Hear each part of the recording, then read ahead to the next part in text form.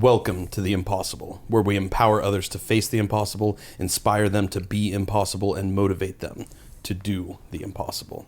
I'm Matt, and I'm back today again with my brother, Austin Douglas. How you doing today, man? Fantastic. Hello, everyone.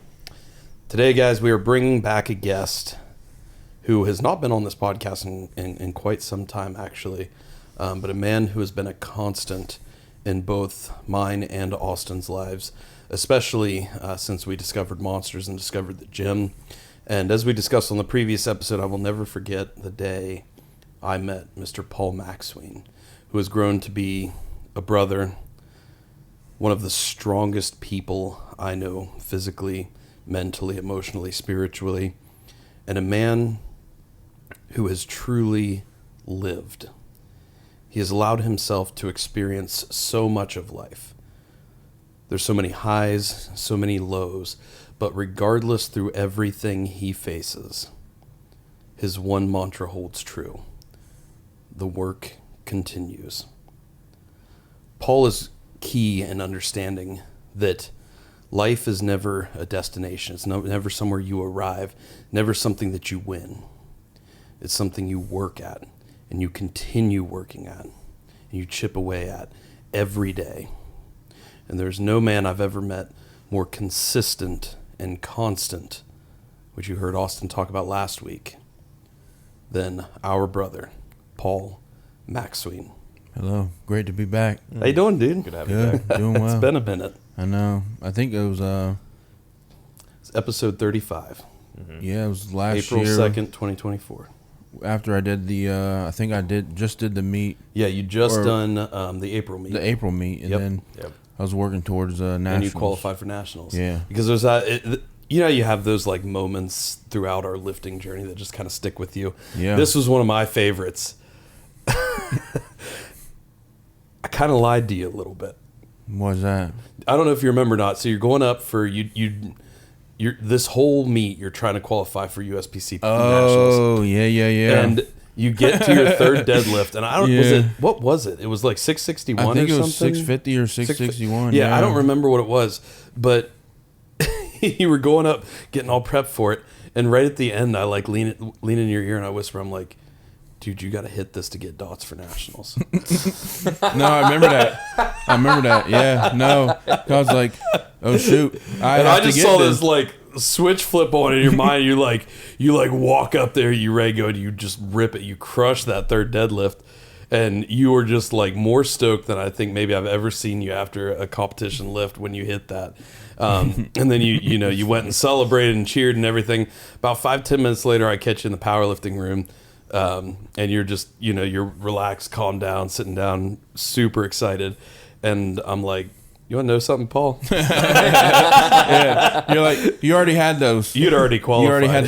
You already had your dots. I was like, okay, but here's the thing, right. and I think I know myself, I'm like this, like, if you already know that, like, if you had already known you'd qualified, like, anytime we already know we've won, we've achieved the goal, whatever, it makes us so much more prone to just kind of like not put as much into it. No, yeah, 100%. I wouldn't have been as intense, probably. Yeah. You wouldn't have maybe fought for it in the exact same way.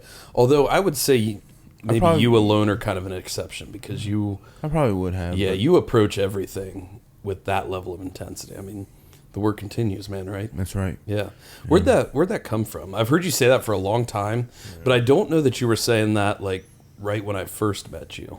No, it was probably about a year after. I don't know. One day I was just, you hear sayings all the time, and I'm like, what describes what I'm doing? Like, how do I personify this? How do I feel about this? I'm like, the work continues. Because, every workout we go into, it's, get better day by day, whatever. I'm like, no, the work continues. That means that no matter how good or how bad of a session I have, the work continues. I don't just stop because I hit what I wanted. How do I be better? How do I improve? How do I get a PR triple? How do I get a PR double?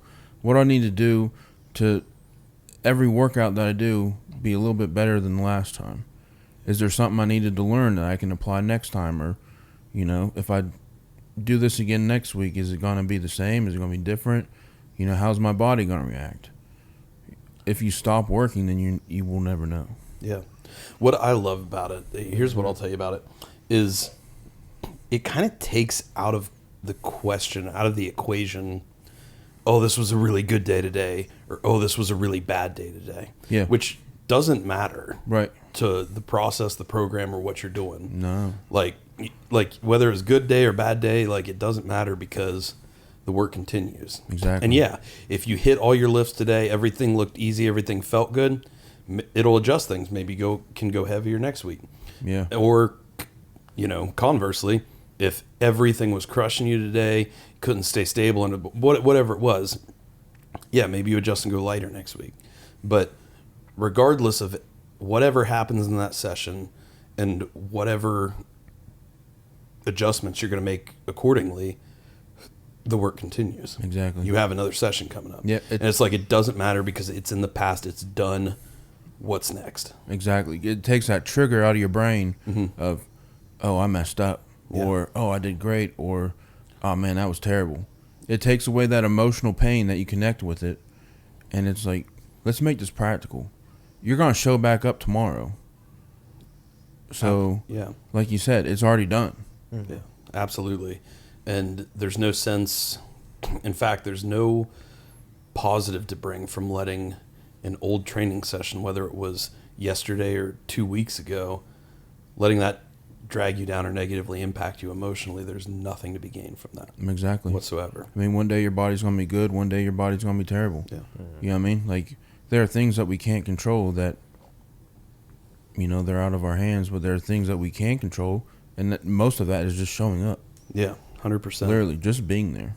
That's so much, being there and putting in the work. Yeah. Like, that's 90% of any endeavor. Pretty much. And that's something you brought up last week, Austin, was this idea of constancy. And I like constancy so much more than the word consistency. Right. Yeah, you don't hear it as often. Yeah, well, there's a little bit of nuance between the two. Constancy means like you keep showing up, you keep returning, you keep coming back to do the work. Consistent, it's kind of like the difference between continuous and continual in the English language. Continuous means it's always going on, it's perpetual, it never stops, it never will stop. Gravity is continuous. At least until we figure out an off switch for it. Which Paul is getting closer and closer to it, guys. I'm telling you. Yeah. No, we're working on it. But something like rain is continual. It'll like what it's been doing the past week. It'll rain and then it stops, but then the rain comes back and makes it sense. stops, and then it comes back and then it stops. And because we can never, like, you can't just go all the time. Like, you can't squat for 8 hours straight and never stop. I don't know. Rich Piana would disagree.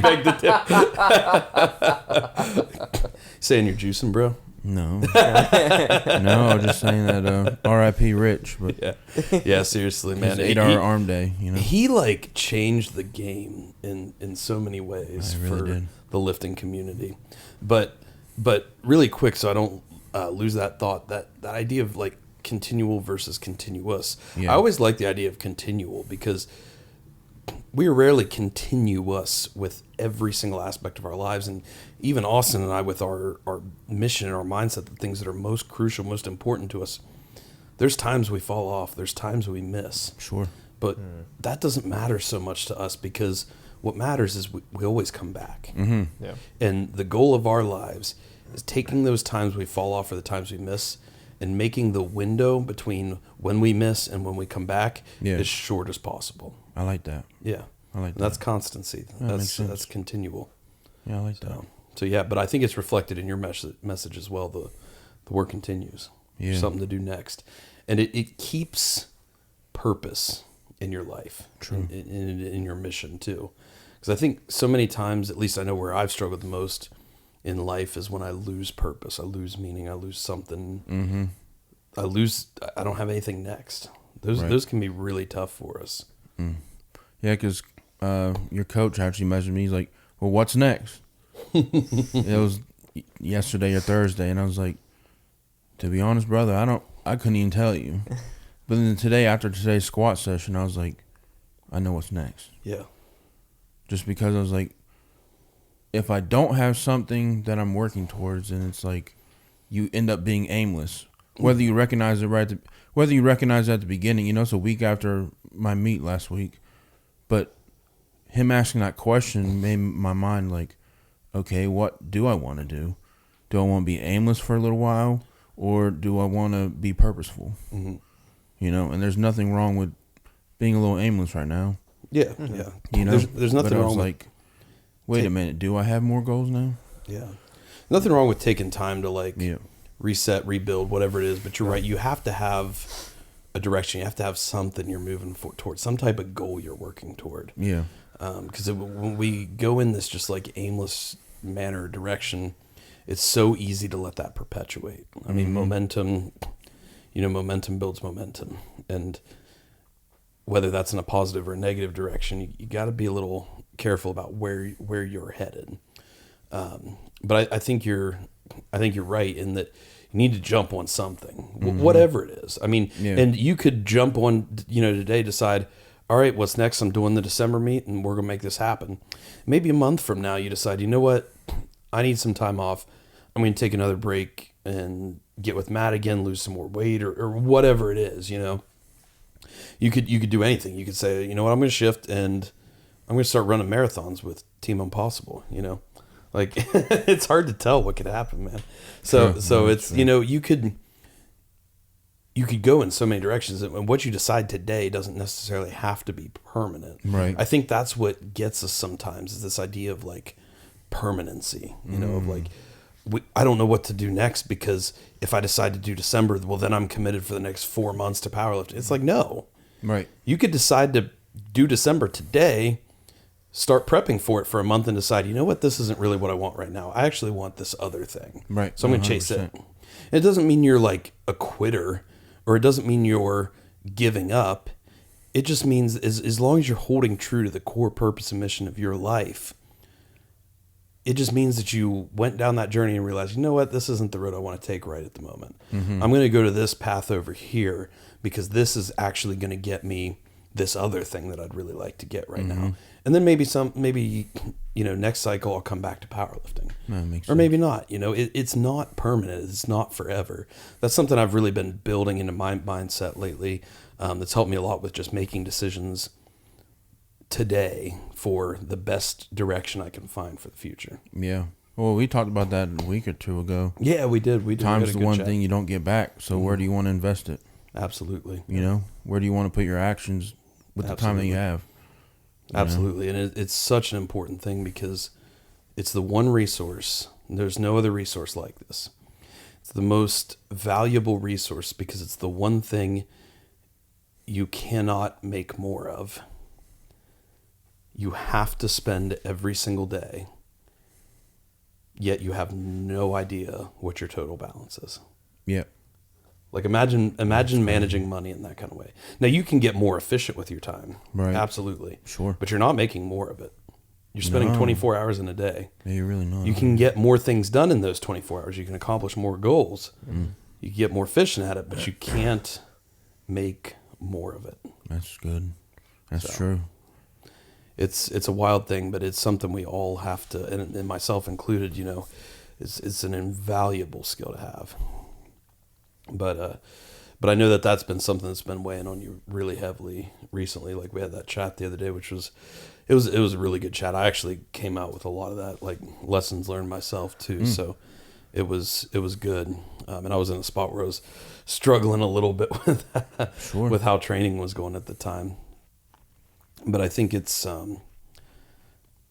this concept that we all need to be focused on, but again, we can't allow it necessarily to like eat us up either. Right. Yeah. That makes sense. So what are you, when you think of it, like in terms of like time management, because you're balancing a lot of things right now. You got a full-time job. You got a son. Yep. And Shelby. And then you've got your powerlifting career, which you've been chasing. Like step back and look at it. How many hours a week do you think you put into powerlifting? Well, this whole entire prep I did in the morning. So, it was, 8 9 hours a week. And that's just training time. Yeah. But then look at like your recovery time, your prep time, all the things you do outside of it. Yeah. To plan for it. I bet it's more than you realize. But even like 9 or 10 hours a week is a significant amount of time, you know? Yeah, that's gym time. Yeah, that's just in the gym. It's not driving to the, like, think about all the time that you would have back if you didn't powerlift. And I'm not suggesting you don't, but like that shows you what you're putting into it. Right. And that's a worthy investment, like a very worthy investment, because anytime you're building strength, you're moving in a positive direction. But it's wild to sit back and think, I think sometimes, because when we realize how much time we are investing in certain things, and then it actually builds up a little sense of pride in yourself for, you know what, I'm actually using my time. I'm investing my time well. Like I work 40 hours a week, but then I put in 12 or 15 hours a week into powerlifting. Yeah. And then how many hours are you putting into school right now? Well, I actually put a pause to school. Okay. Just so I could, because my son's in a place where he's doing sports now. This is his first year doing tackle football. Yeah. So, they Heck have their practices in the evenings, and I just wanted to be more present. Yeah. I get home I go train in the morning before work, go home, get him ready, get him off to the Boys and Girls Club during the summer, and then obviously during school, and then we'll come home. Whatever sport he's doing, we'll that takes up our evenings. So just trying to juggle school and getting him what he needs is Yeah, and that's what we were talking about in that conversation the other week. I didn't want to come out and say it because I didn't know where you were with that whole process or that decision. But yeah, man, I think it makes a lot of sense for what you described to me, like what your goals are right now. Yeah, I just wanted to be more present. Yeah. Like if I'm sitting on my laptop after work all day, spending my evening sitting on a laptop, I'm there. But, am I present? Yeah. Not really. I'm paying attention to what I'm trying to learn, And right now, I just that's not my number one focus. Like, I'm grateful for what I've learned so far, but I'm at a point where they're like, oh, you can pause this for a while and, start back up when life gets, more open. Yeah. That's perfect if you can pause. Like, okay. Because again, like we said, like, there's no permanency to it. Right. You can come back to it later when it suits you, or you don't have to, I think we have gotten so far, particularly in a lot of the media that we consume with so many of these great minds out there today. And there's this idea that gets pushed so hard of like, you need to work all the time. You need to go. You drive yourself nuts. I was driving myself nuts. Yeah. And Shelby's like, I'll support you however I can. And, I can take him to practices and this and that. And, however, I am grateful for that, because that's awesome. Yeah. But I was like, I want to be present. Yeah. Mm-hmm. I'm like, he can't always be with me in the mornings at the gym. That's 4:30 in the morning. He's not going to be up. Yeah. You know what I mean? Like, it's just not a thing right now. Maybe when he gets in high school, we'll be like, oh, hey, can I, let's go work out in the mornings. That'd be just open the garage door, man, crack some White Monsters, put on some Creed. But, right now being a fifth grader, he's not wanting to be up at 4:30 in the morning. So, but, because I think about it, I'm like, I'm able to be physically fit, I have my health, I have a good job, and then in the evenings, I'll be able to be there, and it's kind of cool walking up to the football field, and the dads are like, one of the coaches asked me, he looked at me, and he's like, did you take a residency in a weight room? You know what I mean? I mean, you kind of did. I was like, brother, if only you knew. If only you knew. What's it like walking up to the football field and you know that you can lift more than every single other person? Honestly, it's pretty cool. Yeah. You know what I mean? Yeah. Like it is on the inside, it's a good feeling. And it just makes you grateful that, it's something that, being healthy is something that I've stuck with, you know, little on and off in my early 20s because of, you know, manual labor. Like, I wasn't going to the gym after building a bridge deck that day. Yeah. You know what I mean? Like, Yeah. I just wasn't. Understandable. But, you know, it just makes you grateful for the health and habits that you have, Oh yeah. you know?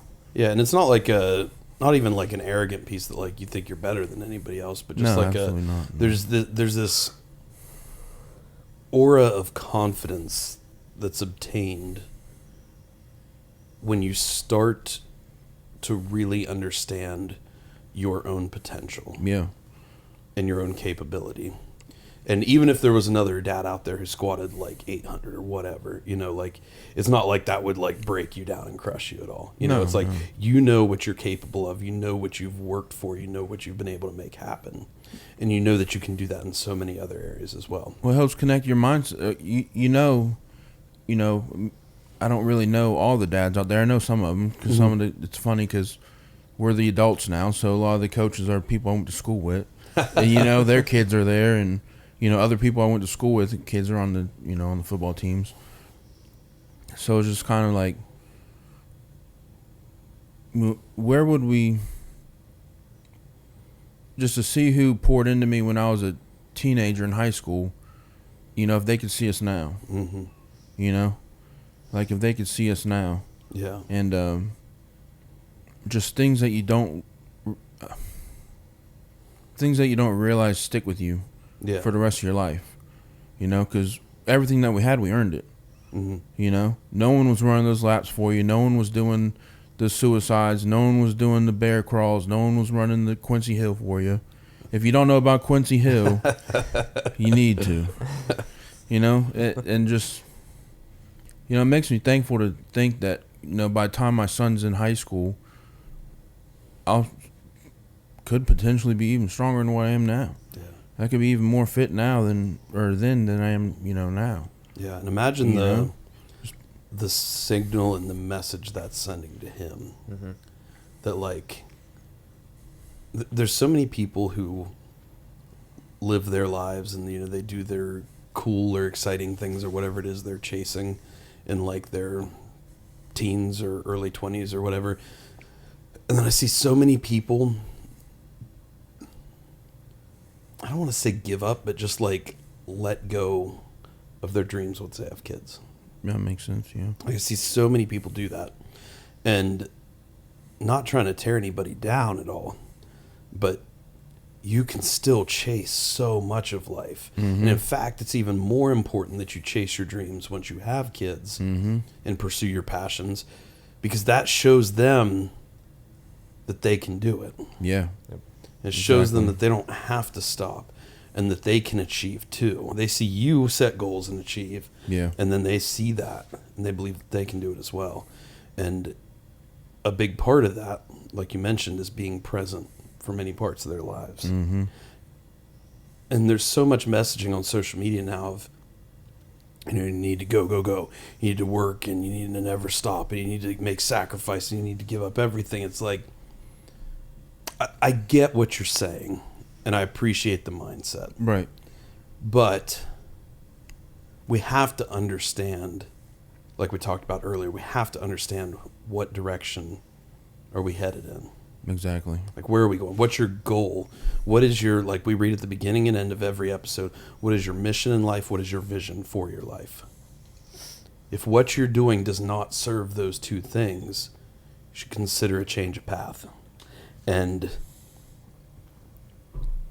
I don't know personally any parents that their children are not a massive part of that mission and vision. Yeah. Like they want to instill that, we want to instill that into our children.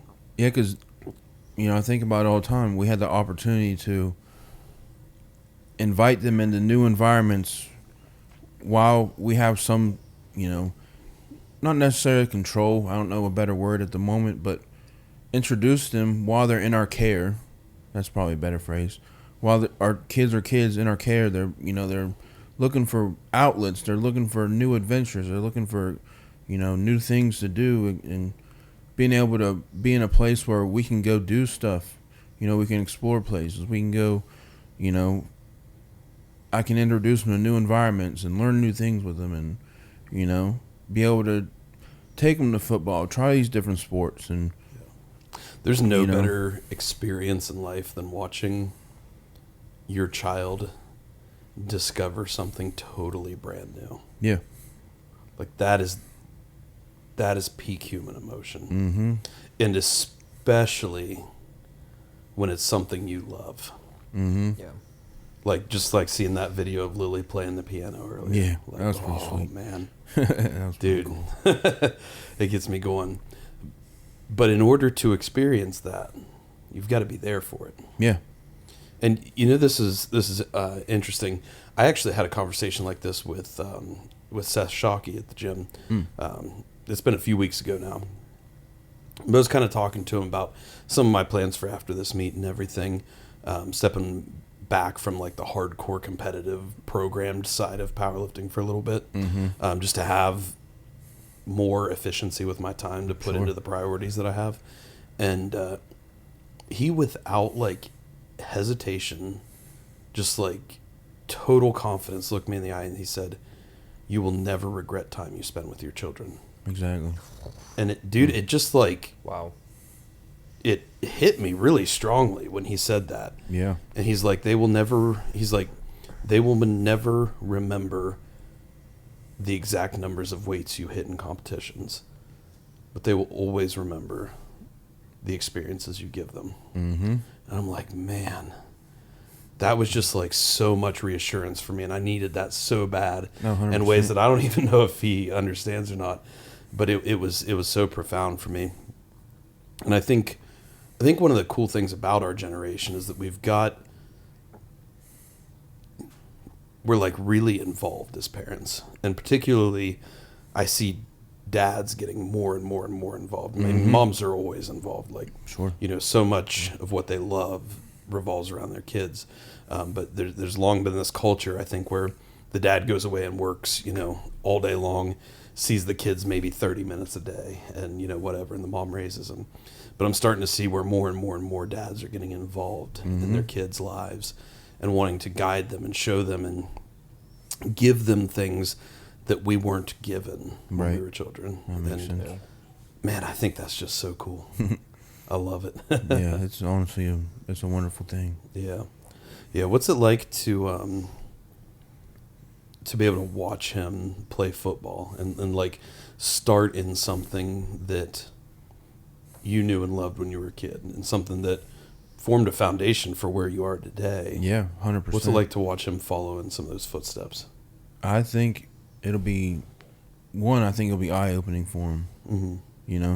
I mean, I always want it to be fun for him, but I think that the things that get instilled in you as not only how you perform as an individual, but how you work together as a team to make it through something, no matter if you win or lose. I mean, obviously everyone wants to win, but you can only have one winner. So how are you going to contribute to where you can win? What is inside of you to where you're going to be able to bring that to the team? And those are foundational life skills. Yeah. That will stay, like, they will serve him for the rest of his life. Yeah, everyone has to do their part. Yeah. And they have to do it well. You know what I mean? So it's like, okay, how do we rally together to make sure that everyone's doing well so that we can accomplish our one goal? And I just think, I think I'm excited for him, just as, if there's a passion for it, that'd be awesome to see. If there's not, then, we tried it.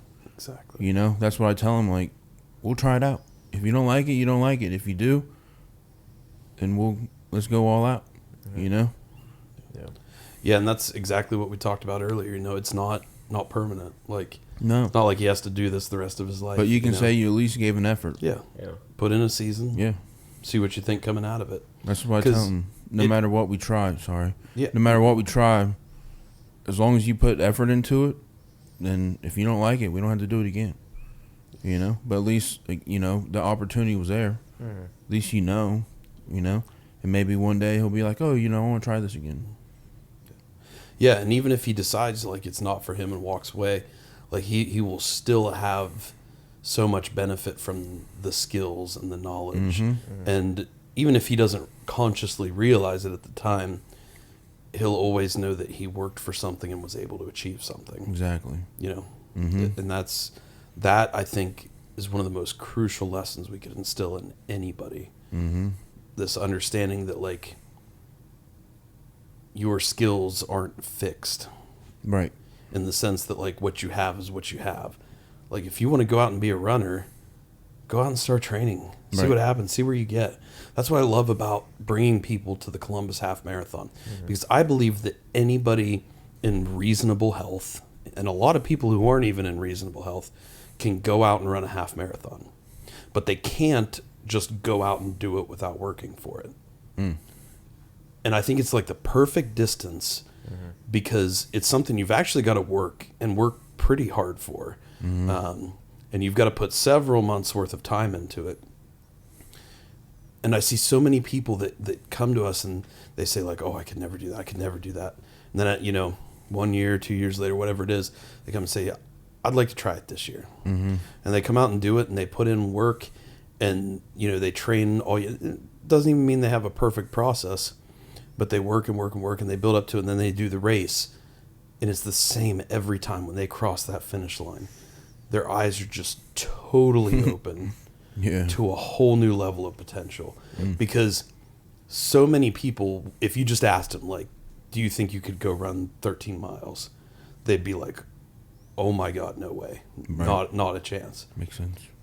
But at the same time, pretty much everybody has the capacity for it, as long as you're in reasonable health. And I'm not saying run it in a certain time. I'm just saying complete it. Right. Just You finish. got 4.5 hours to complete it. And that's enough to complete it even if you need to walk the whole time. Yep. Oh. And so it's just one of those examples. And that's the impact it had on me, when I did it the first time. I'm like, oh my God, there are no limits. Like, I came out and did this on one leg. Like and now it just seems like something normal to me, But what that does for you is it opens your eyes up to your own potential of what you can achieve. And if you can do that in a pursuit that you may not even enjoy, like running, because only crazy people love running, then you can do it in any aspect of your life, especially the areas that you're most passionate about. And so I think anytime, especially with our kids, but anytime we can lead anybody in our lives in that direction and help open their eyes to that realization, it's a profound impact to be able to have on people. And that's one thing you have particularly done for me and so many other members at Monsters. Because what you do, I can't tell you how many conversations I have with so many members of the gym of like Paul isn't even human. like how does he even, like, we cannot wrap our minds around what you do. And it's not just like, obviously you're lifting massively impressive weights, but you're a totally lifetime natural athlete. You are a father in a long-term relationship. You work full-time hours. Up until recently, you've been going to school part-time as well on top of that. No, full time. Oh, full-time. Yeah, I was okay. spending, like, going to school full-time on top 3 of that. hours a day doing school. Yeah. And, you hold all that together, and then you still can come out and perform and put in load and volume work like none of us can even comprehend. And it's such a cool thing. It's an honor to be able to witness. And it really shows a lot of us especially in the squat group, but in the gym in general, what that kind of work continues mindset can bring for you. Yeah, I appreciate that. Yeah, I've always enjoyed being there. It's been 4 years now. I've been at Monsters. Yeah, I think 4 years now. that's wild to think. Yeah, and I just knew I wanted a place. Like, I knew that, being at the gym in general was a place, that's always made me, feel comfortable, I can just be myself. I can just be open. I can go in there and work. I can get stuff done. You know, I accomplish whatever goal I want to do for that workout. You know what I mean? Like, I've just see what I can do, and you know, that's, you know, getting into competitive powerlifting. That's just opened up a whole nother thing. Like, I've made friends all over the country.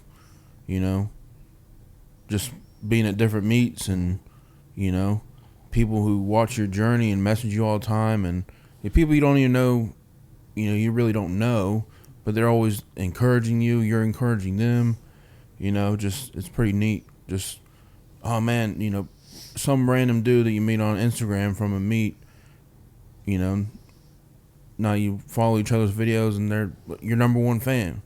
You know, it's just you know, random people popping up that encourage you, and oh man, you helped me get through this. I wasn't feeling good today, and your video popped up, and now I want to go do something.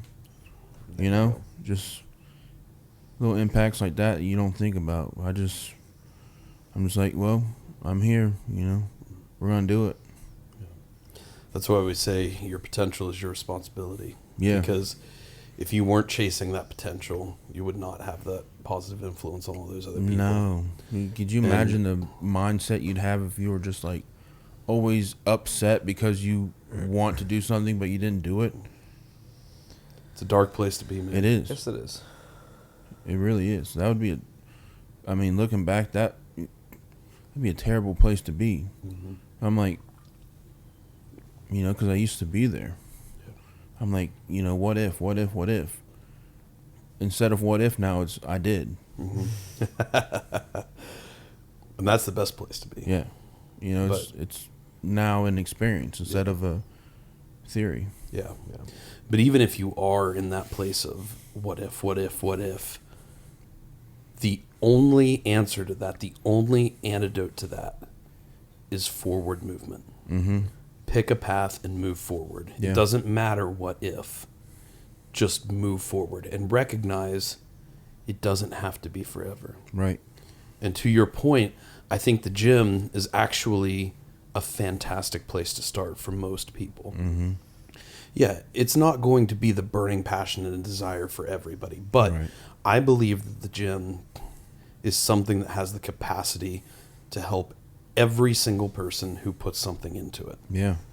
And I'm not talking 3-hour squat sessions like we do. Right. I'm talking 30 minutes a day, Right. 4 or 5 times a week if you can. Oh yeah.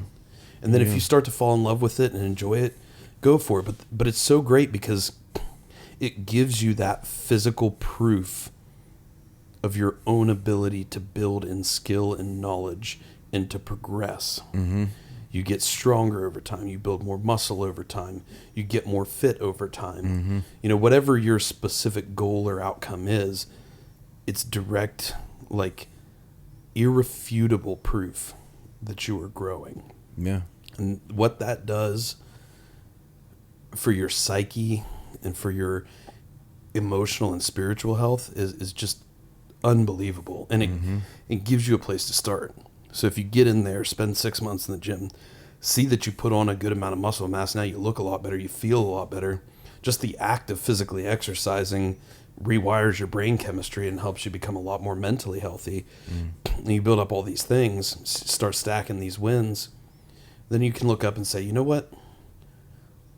I really love making content, or I really love making videos, Yeah. or I really love drawing, or I really love music. Whatever it is for you, it doesn't matter.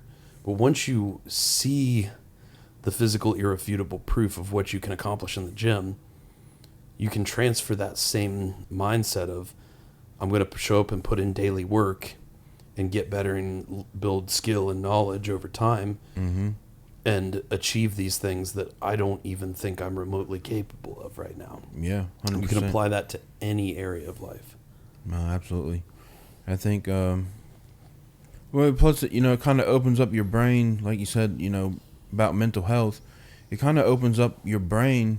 Okay, this is consistent, and even though it's difficult, I'm able to do it. So it's like, what else can I do? You know, what other opportunities in my life am I either waiting for or I didn't know were possible. You know, let's see what else we can do. Mm-hmm. You know, there's so many. I don't even know. Words are hard sometimes. Yeah. There's so many opportunities that we have. You were mentioning something about, you know, today we're bombarded with information. We see so many short little clips of stuff.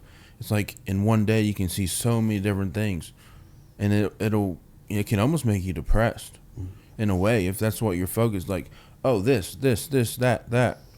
It's like, okay, I have this constant in my life. I know I'm gonna show up to the gym in the morning. I know I'm gonna go to work. I know it's family time after that.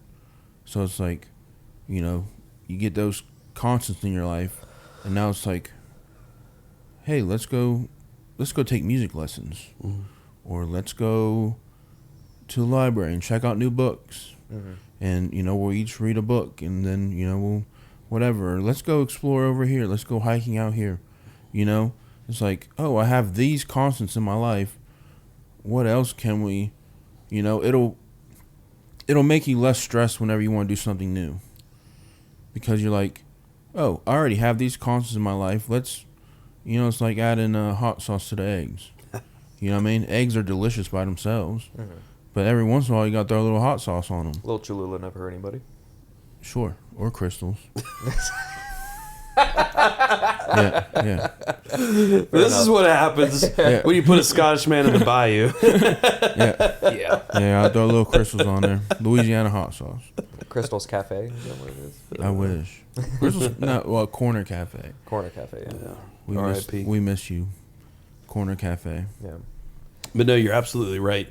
And what happens is, when you're in that pit of like what if, and stagnant and aimless with no forward direction, then you take some forward direction, find something, whether it's the gym or anything else. But the gym's a great place to start if you're looking for something.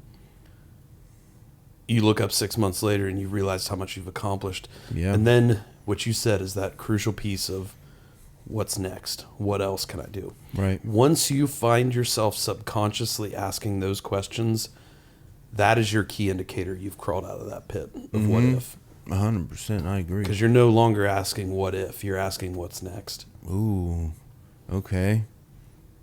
Yeah. And that's where you've gotten, Paul. Yeah. Oh, that's good. Yeah. So I want to take it back for a second, because for some people who may not have been following your journey quite as closely, you just had a pretty big powerlifting competition you've been working toward for a very long time, this is probably the most like energy and effort and time and like dedication I've ever seen you put into meet prep. Oh yeah, true. And it's cool to see. How long have you been in like full prep for this? It ended up being expanded to like 16 weeks. Yeah. Which that's a long time to be in prep for power. Yeah. Like active full prep. Like that's not off season plus prep. That is from like full my prep. birthday. In March. Yeah. So that's a long time. Yeah. And it was the best, and we were even saying it at squats this morning, it was the best prep any of us have ever seen you go through. Like you looked stronger, in better control than you've ever looked before. And you're at a much lighter body weight than you've been in the past too. Much more physically fit, because you spent a period of time you lost about 40 pounds, right? From start to finish. Yeah. So, and all that was to help you get healthier and become a better lifter and so many other aspects of life.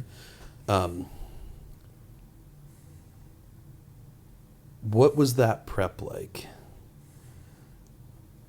What was the main feelings and ideas and thoughts you carried throughout that prep? And then give us some insight into what happened on meet day. So Drake did my prep. And if you don't know Drake Stevens, he's one of the strongest 198s ever. And he is notorious for intense preps. And, you know, I was a little nervous at first. But then I was like, wait a minute. If I want to be better, you don't get better than the best. You know? And the first 3 weeks, month was adjusting to it. But But then after we started adjusting, it started, my body started catching on to what was going on. And mentally, everything just started to become clear. I was like, I'm going to do this set of 5 at a weight I've never done before. And then I'm going to do it for a second set. It started to, my confidence just being under that bar was growing. Not as well as, as much as my strength was going up. Because you have to have a mental fortitude that no matter how I feel right now, I'm going to get through these reps. Because that's what's going to take. That's what it takes. You have to be able to be mentally tough enough to be like, I'm going to push myself. Because my mind right now is leading my body. That number on that board is what I'm going to do. I've never done it before, but it's what I'm going to do. So while I was, especially on squat days, my squat and deadlift was intense. I deadlifted numbers for reps that I've never done before. I did it. Then my back downs, I did those too. It's like I put in a lot more work. I put in a lot more volume at heavier weights that, I just hadn't done before. And, once everything started clicking, I was like, I'm capable of doing way more than what I thought. Like I'm able to apply pressure when I need it, and I'm able to have the mental fortitude to be able to make it through this. Absolutely. And you hit one key piece there. It's funny you bring it up because Austin and I were actually talking about this before you got to the house today. You talk about the mental strength that powerlifting requires, and so many aspects of life require. But particularly in powerlifting, I think you're absolutely right. That mental fortitude and your confidence under the bar. That is, I think it's the most underappreciated skill in all of powerlifting. Maybe all of strength sports. And I know that that's a very intense statement to make. But how many people have you seen let their mind totally consume them and sabotage their lift under the bar? Yeah. I mean, and it's because we do get, like you say, you put yourself in these positions where you've got to go back for a second set of 5 at a weight you've never done before when you felt like the first one crushed you. How do you overcome and move through that fear that you just feel eating away at your heart? Like you feel it like a pit in your stomach, that fear of what's going to happen. And it's not anything you're doing wrong. That's a natural human reaction, right. Instinct. But by putting in reps of getting used to that feeling of doing something you've never done before, venturing into new territory, facing the impossible, and then executing with it, that is a skill that is so invaluable in powerlifting and in all of life too. Yeah. You have to become comfortable in chaos and comfortable in uncertainty and comfortable even in the face of something that could be dangerous, because that's life. That's reflective of life. You're gonna be in positions like that in life.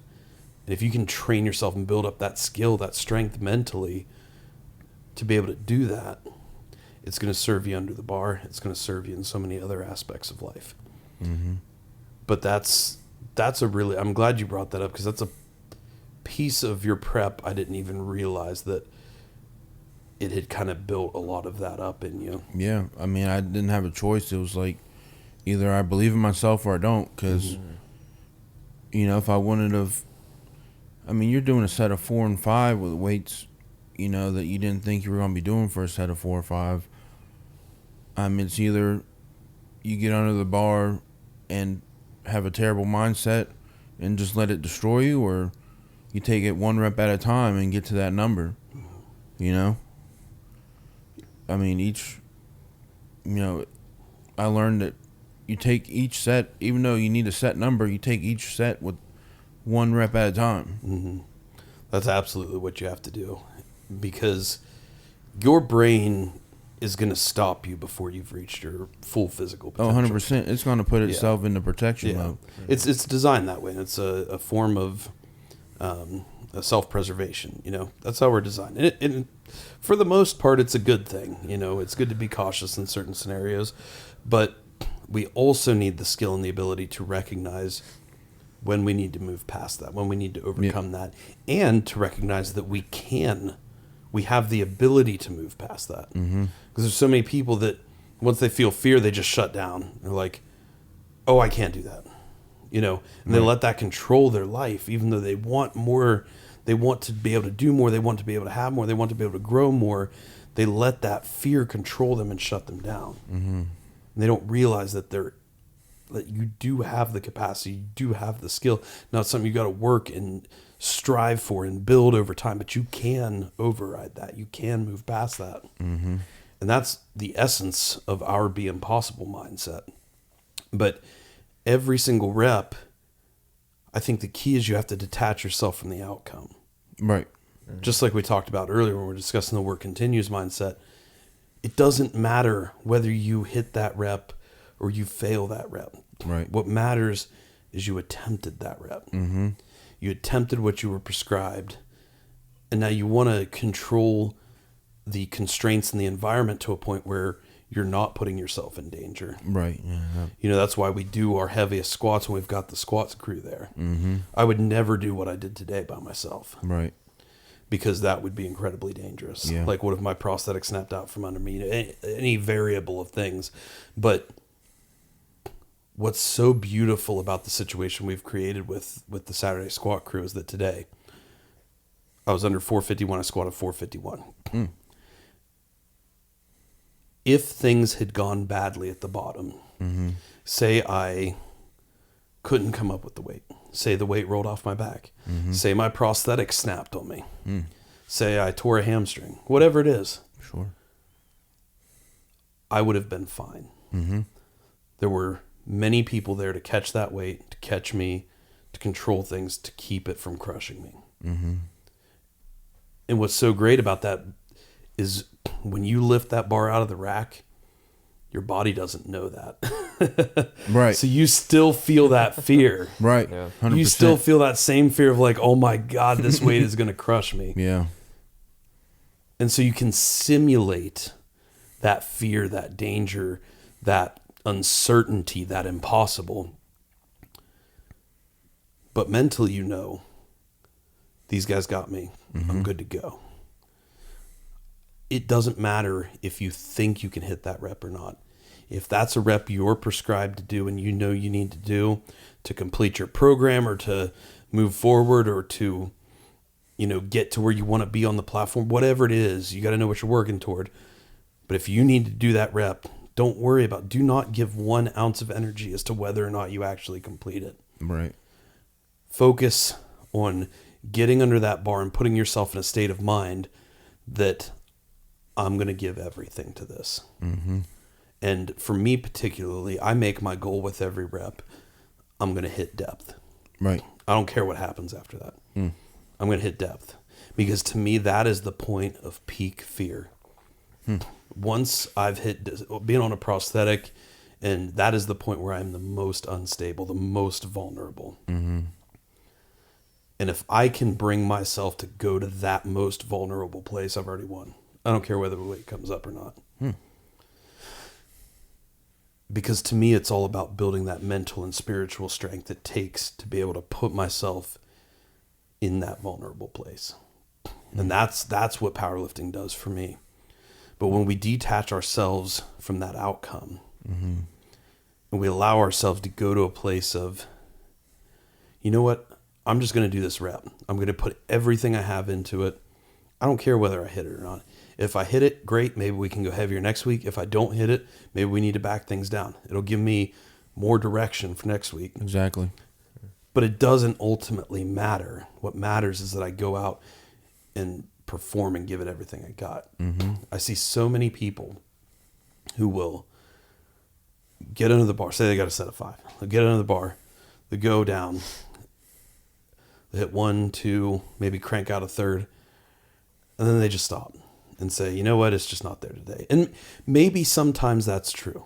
I've had moments like that in the gym. Oh, yeah. Where my body's Yeah. so broken and I can't do it. I'm just like, today, it is not worth pushing because Right. something catastrophic is going to happen. Mm-hmm.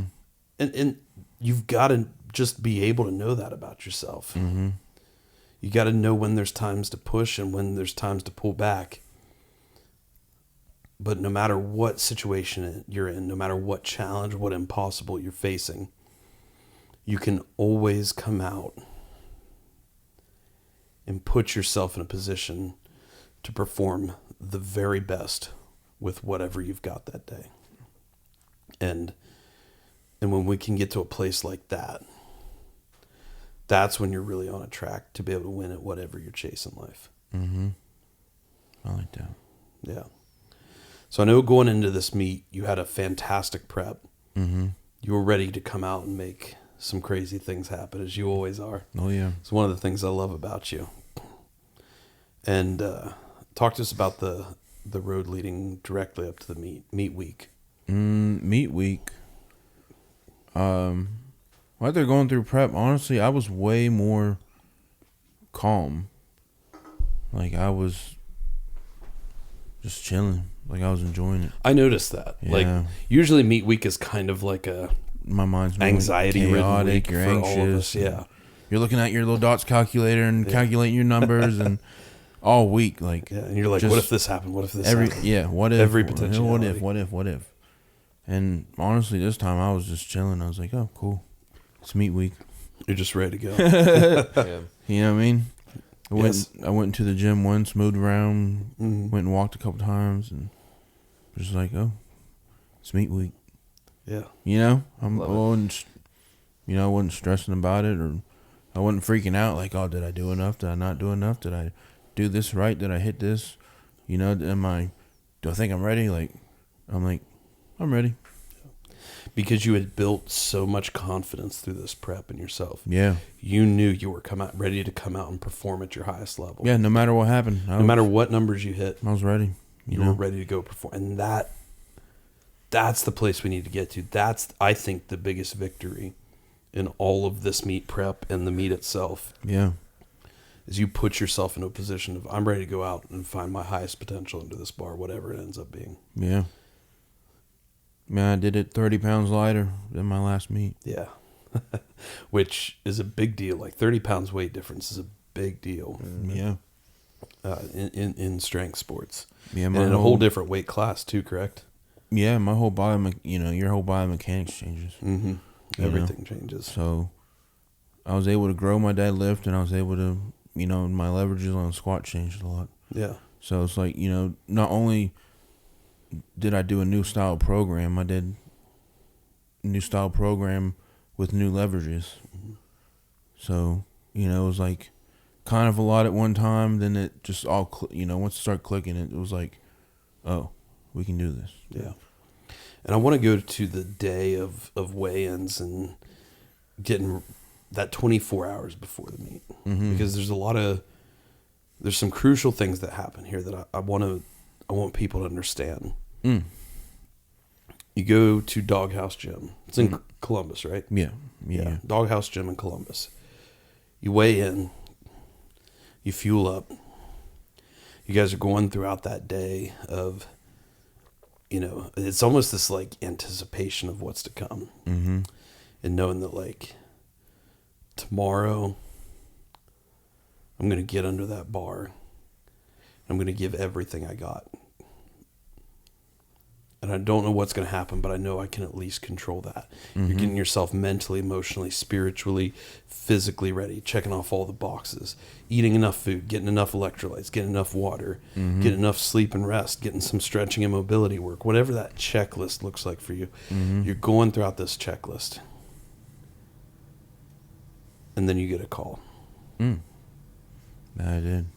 It was Friday night. I was actually I was getting my son ready for bed, and we were about to, head to bed after. And, my aunt called me, texted me. Maybe she texted me first. And she was like, oh, that's right. She texted me. And then later on, after we get back to the hotel after dinner, I call her. That my mama had a stroke. My grandma, sorry, mama. There we go. As they say it in the South. Yeah. Anyway, my dad's mom, that she had a double stroke and the prognosis is bad. And I'm like, that's not a text I wanted to get right now. But, that is life. That's the beauty of it. It's grateful to be here, but you never know what chaos it can hold. And they're all the way down in New Orleans, so I kind of felt helpless in the moment. I was like, man, I gotta go get to my mama, But they're like, do your competition tomorrow. Go give it your best, and I was like, yeah, no, you're right. That makes sense. We're already here. Let's get through this. Then we'll go see Momo. And in that exact moment, I was just sitting in my car crying. I was like, man, that's I don't want to be here. And I was like, no, I'm already here. Let's do it. And that was my Friday night before I went to bed. Yeah. And not only that, not only are you like, I'm already here, let's do it. But what would she have wanted you to do? Oh yeah, she wouldn't want you giving that up and rushing down. She'd want you to go out and perform at your highest level. Yeah. 100%. Yeah. So it's like a way you can honor her. Yeah. Everything she stands for, everything she's instilled, and your parents who instilled things in you, like, that's the highest honor you can give her. Like, let's not freak out right now. Yeah. Let's focus on what we have right now, and then we'll move on to what we need to after. Absolutely. And I bring that up not to make you go back and have to relive that moment, but I think that is an invaluable lesson for all of us, every single person listening. The night before you're about ready to go out and perform in something you've dedicated 4 months of your life to rigorously and many, many years of your life to before that, you get this call that can shatter and shake the foundation of everything you've prepared for. Mm-hmm. Yeah, because that was not in the playbook. Yeah, it's not at all. But like you said, that's life. Mm-hmm. And not to make light of it at all, because there's no light in a double stroke. Right. Like there's no good prognosis usually in a double stroke. No, I didn't think so either. But life is heavy. Mm-hmm. Life is hard. Life is brutal. Life is unforgiving. It will test you and try to break you in ways you cannot even design.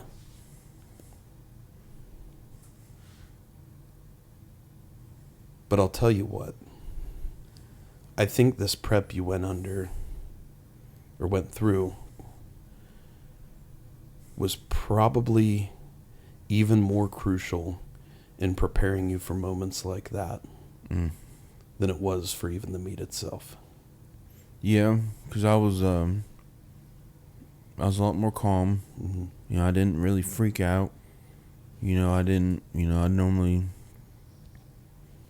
probably would have freaked out, to be honest. Yeah. It kind of was a good thing because it gave me time to think through on how to execute a plan. But I ended up going down there. That's a whole nother thing. Yeah. But that's a beautiful story in and of itself. Yeah. We'll have to touch on here later. Yeah, we'll definitely touch on But, that. no, after talking to my aunt on the phone, it calmed me down. I was still crying because I didn't know what was happening. It's 1,000 miles, literally 1,000 miles away. And it just kind of makes you feel helpless. But I was like, let's slow down. Let's we can only control what we can control. We're not in charge of everything, and let's take this one step at a time. That's all you do. Like one rep at a time. One rep at a time, baby. Then your set's done. You know what I mean? So one step at a time. I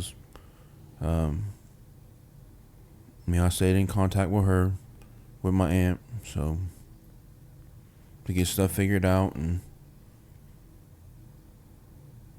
yeah, that was Friday night. That was my pre-meet night. Yeah.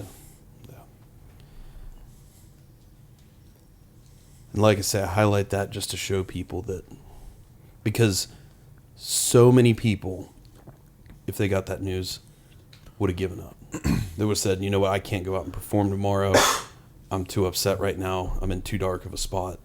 Like, life did this to me. And if that's what they need to truly feel like they need to do, great. Right. But like you said, like your mama would have wanted you to go out and find your highest potential. She would have wanted you to go out and do what you love and achieve at your highest level, what you've been chasing and working toward. Yeah. And think about, like, if you were in that position with Dakari, like, you would have wanted him to go out and, find his highest potential. Like, so that's what we always want of the people that we've instilled these lessons into. But you are a perfect example. The mental, emotional, and spiritual strength you displayed in those 24 hours is a perfect testament to our mission and mindset and to your own mission and mindset. Because it shows that, yeah, life can come crashing down. It can place on your back and on your shoulders a pressure that is so immense and a weight that is so immense that it feels like you can't even hold it, let alone squat down, come back up with it, and complete the rep and remain whole. So you had every reason to not step out on that platform the next day. But you did.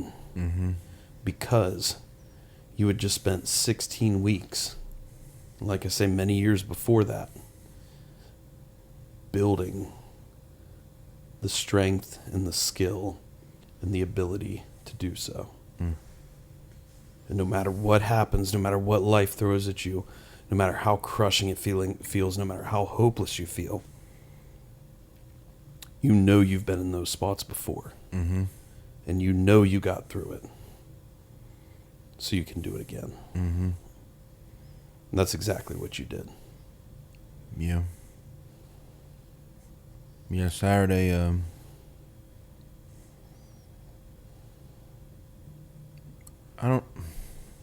didn't really feel bad, but I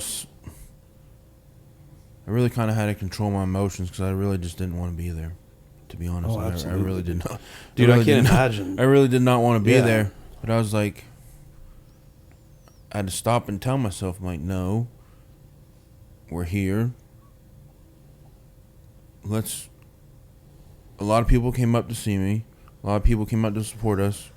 And I was like, we're here. Let's get it together, and then we'll figure out what to do after. Yeah, exactly. Let's separate the two. I stayed in contact with my aunt. I'm like, everything's, I'm not in control of that. I'm in control of where I am right now, and we ended up having a good old day. Yeah. Met a lot of awesome people. Yeah. It was a good time. Absolutely, bro. And just like I talked about how my mission now when I get under a squat bar, especially at maximum intensity, it's to hit depth. And whatever happens after that happens, because my whole battle is getting to that most vulnerable place. That's exactly what you displayed.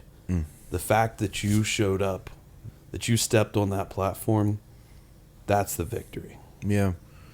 Because it shows that you were able to take in and feel and process all of those emotions and all of those mental and spiritual attacks you're getting in that moment. And you're operating under that crushing weight and that crushing pressure and that feeling of, man, I don't even want to be here. I want to be with my family. You know, when your heart and your mind's in a different spot and you got to rein it back in, you're able to take in and hold all of that on your back, and you move forward to where you need to be with it. Yeah. And you stepped on that platform that day. And that right there is doing the impossible. And so it takes all of the pressure off of it and all the stress off of whatever happens next. Not that it doesn't matter, but it's all just icing on the cake, man. Right. It's all extra. You overcame the hardest part of that 24 hours by stepping on the platform. Mm-hmm. And so everything after that is just a pure victory, man. Yeah. That's what you guys did that day. And it was fantastic. Shout out to the Doghouse I got to meet Dave Hoff. Yeah, man. You know what I mean? What's that like? I mean, I'm a little bit taller than he is. Really? Yeah. I was going to ask if he was as big as he seemed. No, I'm a little bit taller than he is. Dang, dude. So I'm like, what can I do? They were incredible. They're super humble. Yeah. I mean, it was just, Jimmy, I think he's the owner maybe. Mm-hmm. He was the one behind me on squats. Oh, nice. Spotting. They were incredible. It's like I was telling him, I was like, dude, it's like we were lifting partners forever. Yeah. You know what I mean? Just the chemistry is like, because you're at a gym you've never been at before. You know, it's like, okay, we're all powerlifters, but you know, what's your attitude towards it, or what's your attitude towards other people? You know, like, it was just it ended up being a fantastic day. Yeah. You know, just they ran a great. I enjoyed it. You know, that 65-pound squat bar they had was like a Cadillac. You know, they don't make them like that anymore. What bar was that? I don't even know. Huh. It was a 65-pound bar. We'll have to figure it out. I can't remember if it was an F8 bar or what. Yeah, we'll have to figure it out. I'm trying to think. I think I recently saw something online. It was a 65-pound bar, and it was so smooth. Yeah, man. So it's like, I don't know. You just kind of had to take the day in as it came. Yeah. You know, and end up tearing my hand on my second deadlift. I almost dropped it a lockout, but I got the down. I held on to it to the down command, and then as soon as I put my hand down, the judge was like, "Are you all right?" I was like, "Yeah, I'm fine." Then I walk over to the judge's table and look down at my hand. Tim was right there with me. I was like, and you got blood like just dripping. Yeah. He's like, "That's not good." Yeah. So I'm like, he's like, well, "Let's go pack it with chalk." I'm like, then we both look at it again and it's bleeding everywhere. And he's like, "No, we gotta call it." Yeah. So I went 5 for 9. Yeah. And which is fine. Yeah, it's okay. Yeah. Because 5 for 9 and PR total at this body weight is, I'll take it. Well, here's the thing, man.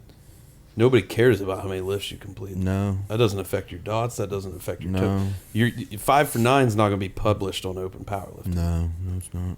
But those numbers will be published on Yeah. Your dots will be published on there.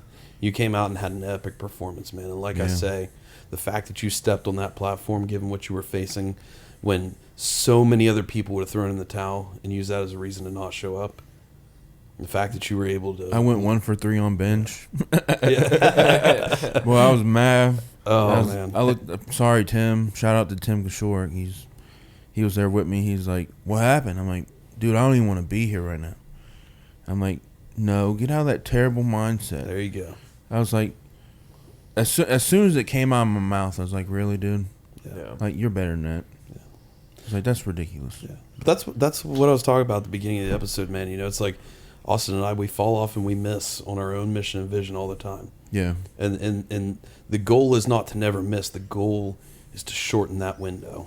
Yeah, and I did. Because I went right into deadlifts. Yeah. And I was like, no, Tim's like, get it together. I'm like, no, like, let's get it together. Absolutely. I'm like, we still got deadlifts. Let's go crush them. Mm-hmm. And, you know, my hand ended up tearing after my second. And I was like, and I was okay with it. I was like, all right.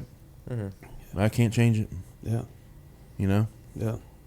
And you came out and you performed and you found your highest potential on meet day despite everything you were facing.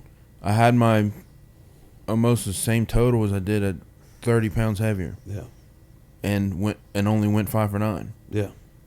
And I had to scratch my third deadlift because my hand ripped open. Yeah. I was like, not a bad day. Absolutely. Like my highest ever PR total, I just basically casually did. Yeah. You know what I mean? That with very imperfect circumstances. Yeah.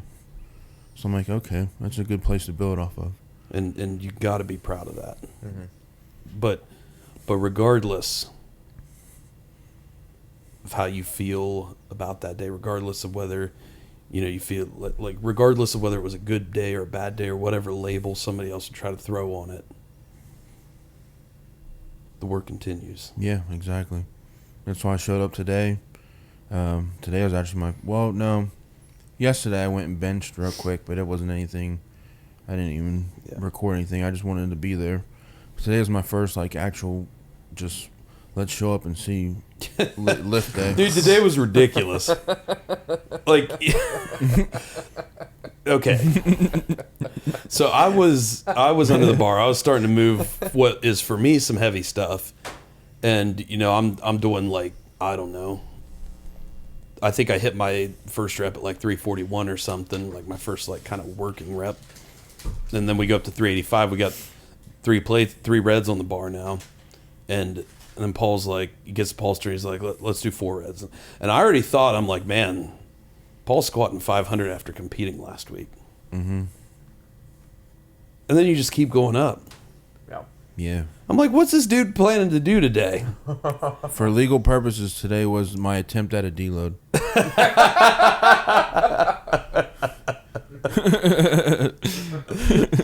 Yeah, nice light 650 single. Well, it was deloading because you cheated and used the mono. I did. I cheated big time. Yeah, so. yeah.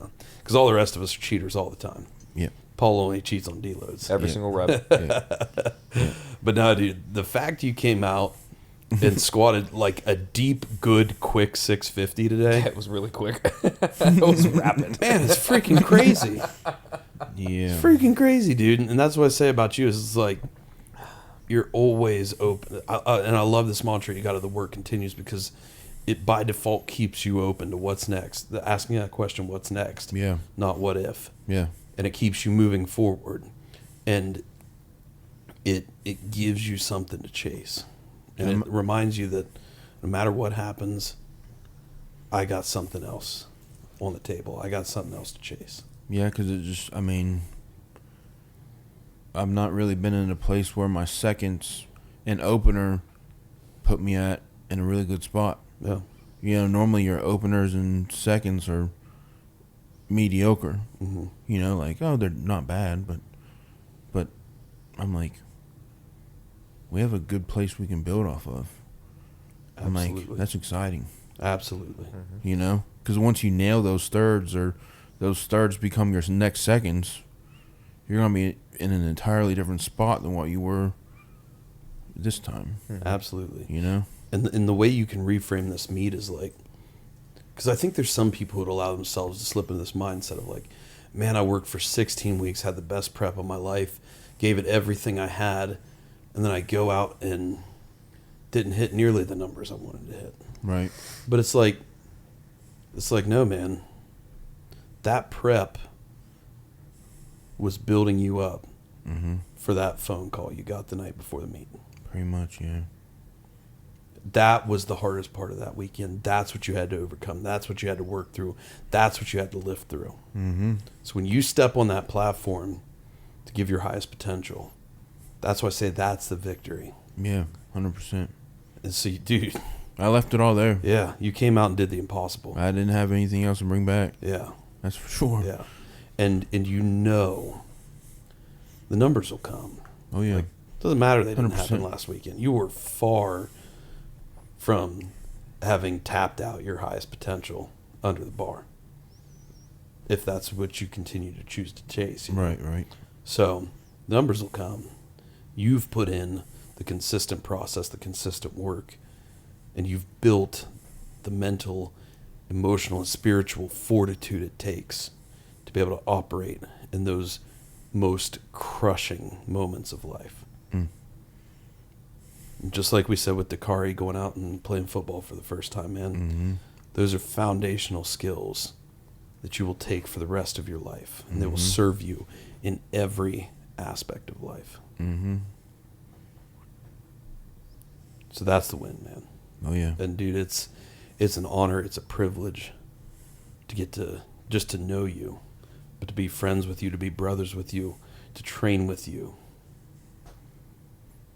Because when we see you do that, it's a reminder to us that, man, what can we make happen? You know, and that's a huge gift you give us Nothing. every week when we come up and see you squat. It's forever. Yes. I always tell everyone it's an honor. It really is. Yeah, 'Cause life could be a lot worse. absolutely, man. You know what I mean? Absolutely. I could have made a lot worse decisions. Absolutely. You know, you gotta be proud of yourself and be like, I'm glad I made that decision. Because one little decision changes your whole entire life. Absolutely. You know what I mean? Absolutely. Decision worth making. But before we wrap up here, I gotta hear about what happened after the meet. Okay. Because we talk about the biggest victory being Yeah. you stepping on that platform despite what you're facing, and then as soon as you step off the platform, it's all about dealing with those challenges you're facing. Yeah. So, I'll probably cry and it's okay. Saturday night, we go eat dinner after the meet, and we get home, and I was looking at Shelby, I was like, I'm going. Like, I gotta figure out a way how to get there. And, Pete texted me. He's like, some of the people from the gym got together and they want to help you get down there. And I was like, no way. Like, that's wild. He's like, no, we really want to do it. I was like, that's amazing. Like, I don't even know what to say. And at first the plan was to buy a plane ticket and fly down there and get down there. But after talking to my aunt's like, you know, she's like, I don't have anywhere for you to stay. You know, you get down here, you're not gonna be able to stay at the hospital. You have to figure something out. And I was like, well, I'm not gonna be able to buy a plane ticket and hotel and all that stuff. That day, I was like, it's not gonna happen. You know, and the money that the people from the gym got me, I was able to drive down there, get a hotel, and be there with my mama. And that absolutely, I just getting to be in there with her for a few days was just absolutely amazing. You go spend hours with her just talking, and because I thought I was going to a funeral. The doctor's like, this is it, you know. I was like, you know, when I drove down there Sunday, I was like, I don't know what I'm driving into. Things to change immediately, you know. She could, whatever. I don't know what's going to happen. So I get down there, and we drive all day Sunday down to New Orleans, and then Monday morning I go see her after we wake up and go get breakfast. We went over there and saw her, and I walked in and I was like, hey, Mama. She's like, hey. I was like, okay. All is well. Yeah. You know? Dude, what was that feeling like? Oh, it was incredible. Yeah. It was amazing. Yeah. It was, I was so grateful for it. I got to be there. I got to watch her do her PT and get up out of bed and try to stand up and walk, and the ear, nose, and throat, the ENT doctor being there, whenever she was able to get her food after being extubated, and all this stuff. Like, they had her they full coded her, ventilator, this is it. Like, we don't know what's going to happen when she gets off sedation, like what her function is, how her brain's going to react, how her, her muscles now, her muscle function and this and that. Like, we just don't know. And I'm like, well, that's fair. You really don't know. But as soon as I got down there and saw her, I was like, this is wild. Because, if I told you she had a stroke last week, you would never believe me. Like, it was incredible. Not just a stroke, but a double stroke. Double stroke. Her brain went 100% without oxygen for however many minutes that there was a total blockage. Yeah. And your brain can barely go minutes without oxygen, let alone however many it may have been. Yeah. And usually people who have stroke are severely mentally and physically debilitated from what they were after that. And the fact that she's able to move around, get up and walk, eat, talk, speak to you, remember who you are, man. That's some strength. It was. I don't even know how to. It's incredible. Like, I don't even know. I can't even explain it. It's impossible. It literally is. It's what we chase, man. It's what we strive for, because those moments of impossible remind us of what is the most precious in life. Because she was like, you drove all the way down here just for me? I was like, yes, ma'am, I did. I wanted to be here with you. Yeah. And thank you for everyone I was able to do that. I just wanted to be with my mama. Yeah. And I got to do that. And I got to be there watching her get the go-ahead to eat solid food again. Yeah, man. Spend hours with her just talking about, she's like, you remember this, this, and this? And I'm like, oh, yeah. And, I'd do the same thing. Like, you remember this place we used to go to? And she's like, oh, yeah. And they moved now. And, the owner's still there, but he's in this building now. And they do this and that and that. And I was like, I don't know. Are you sure you had a stroke? Or did you just want to see me? You just want to see me. You know what I mean? Like, I'm still a little 50-50 on that, but, Her and your aunt colluded. Yeah, I'm like, what was really going on here? Yeah. But, no, dude, I thought I was going to a funeral. I'm like, because my aunt was like, wouldn't it be so poetic if your mama dies on your grandpa's birthday? I was like, no.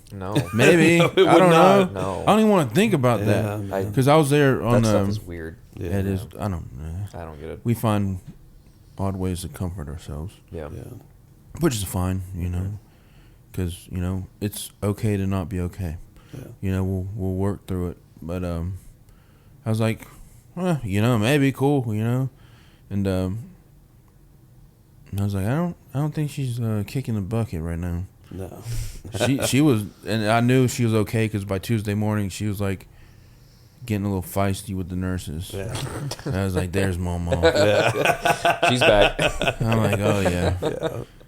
That's awesome, man. And that's an experience.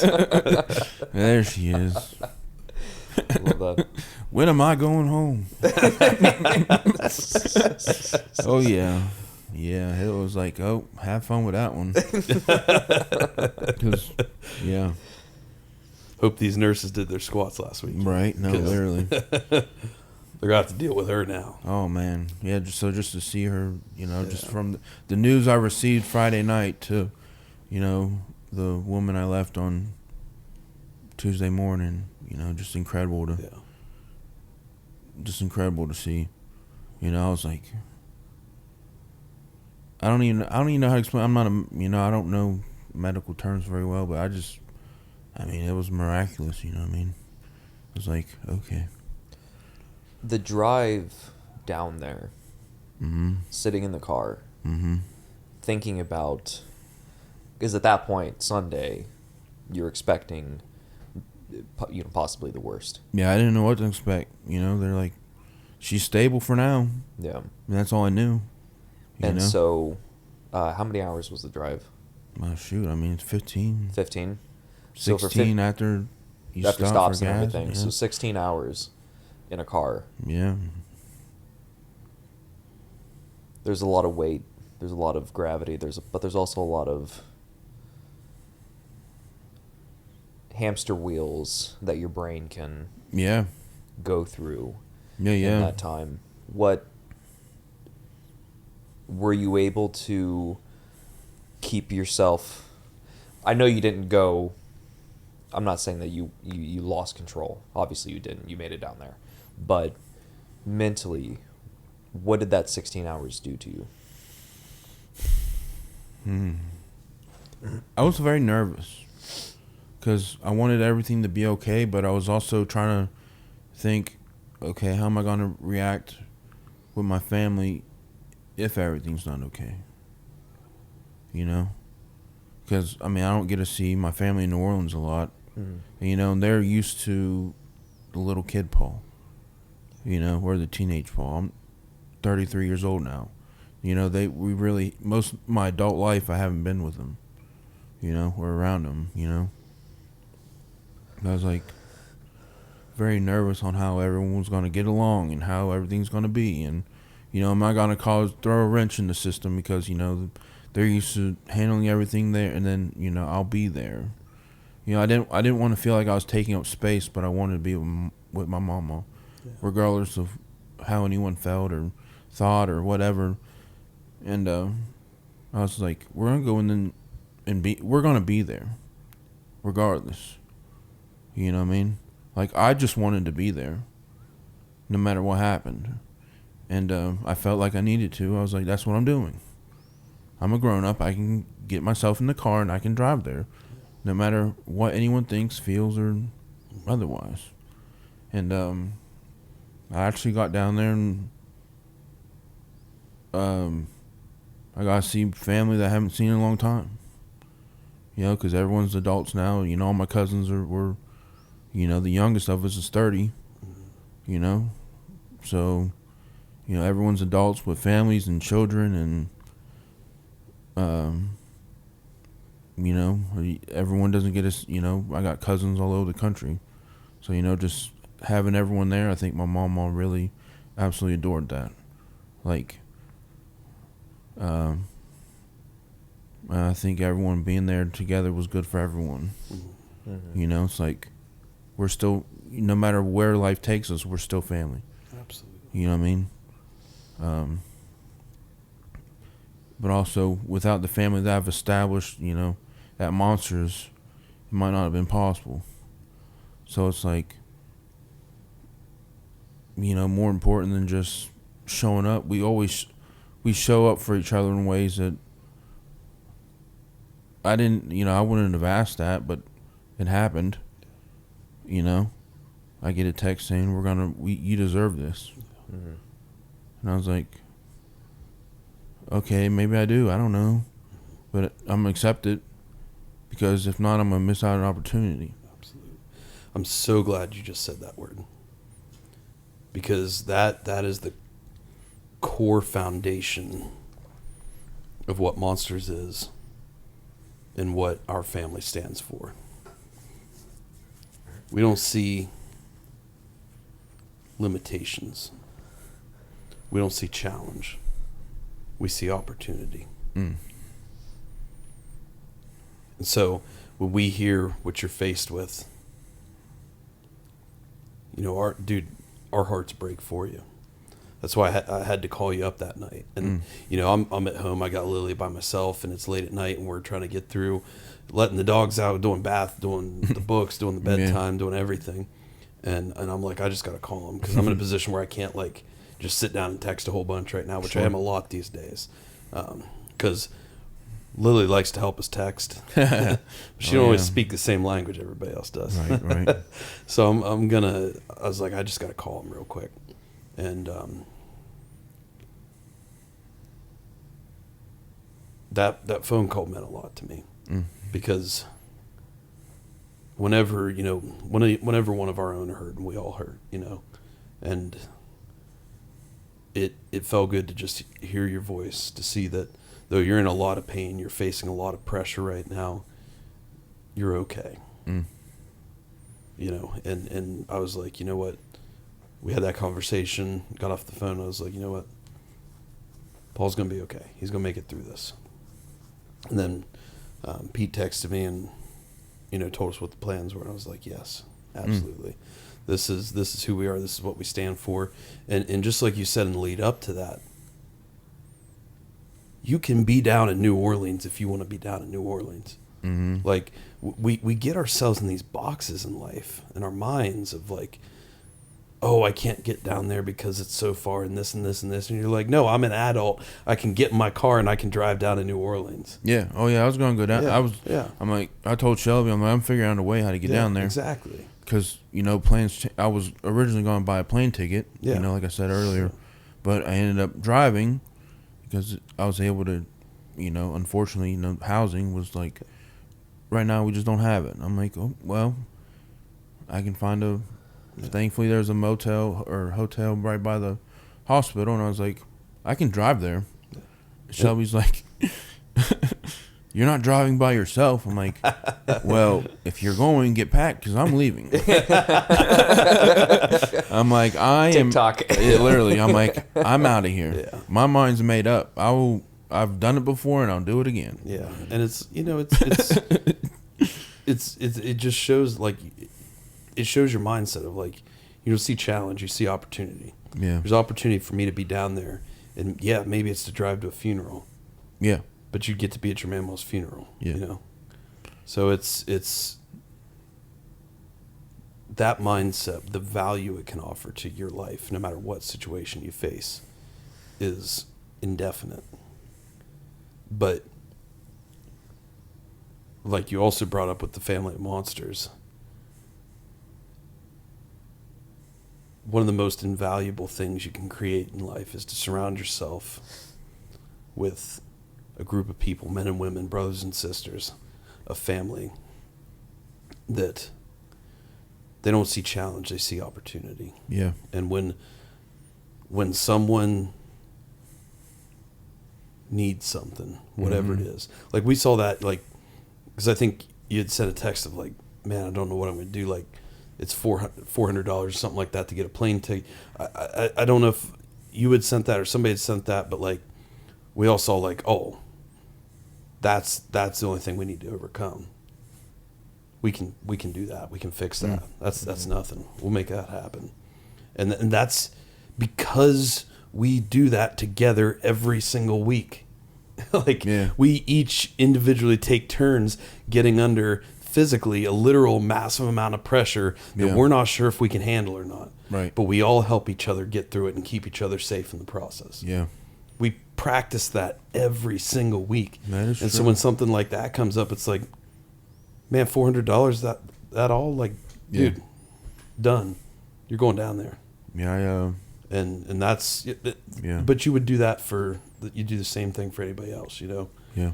You'd come together in that way for anybody else who needed it. So that's where we have such a beautiful gift, and that family and that place out there. Yeah. And I'm forever grateful for that. It's done so much for us. It'll continue to do so much for others. And number one thing we can do is keep carrying that on, keep instilling those lessons, those mindsets, keep living that mission, create that vision. Yeah. Everyone we encounter in life. Yeah. The work continues. The work continues.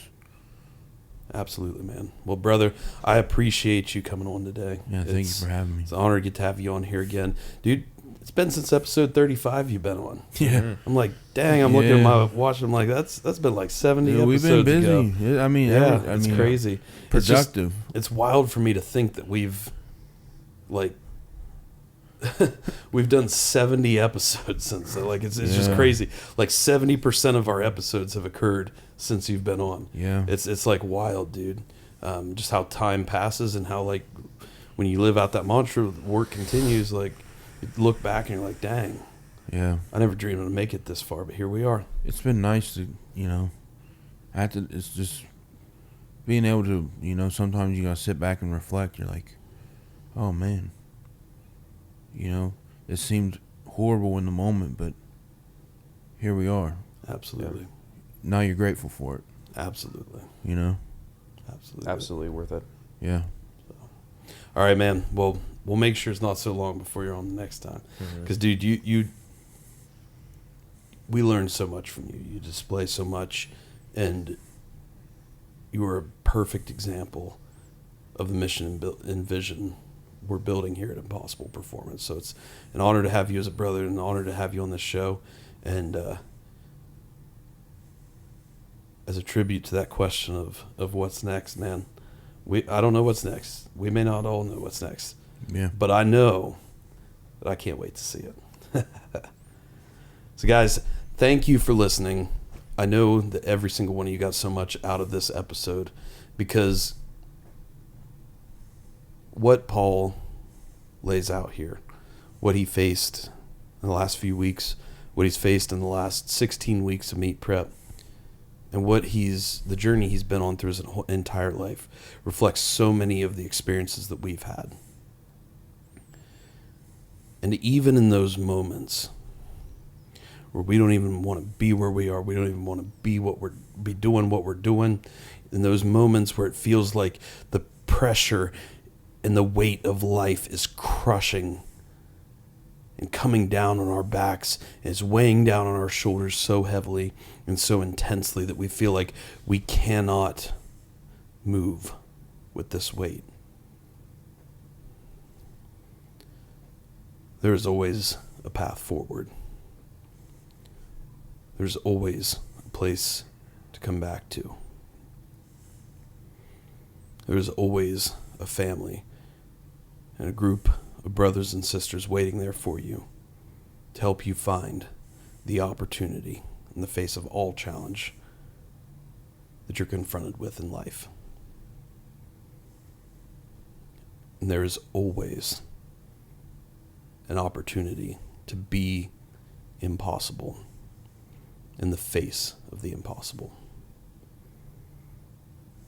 So, the one thing we ask of you guys is if you could share this episode with as many people as you know who you believe it will benefit. Because the lessons in here are invaluable. They're for the platform, they're for under the bar, but more importantly, they're for life. Because at Impossible Performance, we are striving to build a global culture of strength, fostering a spirit of growth in constant pursuit of the impossible. Thank you for listening, and as always, be impossible.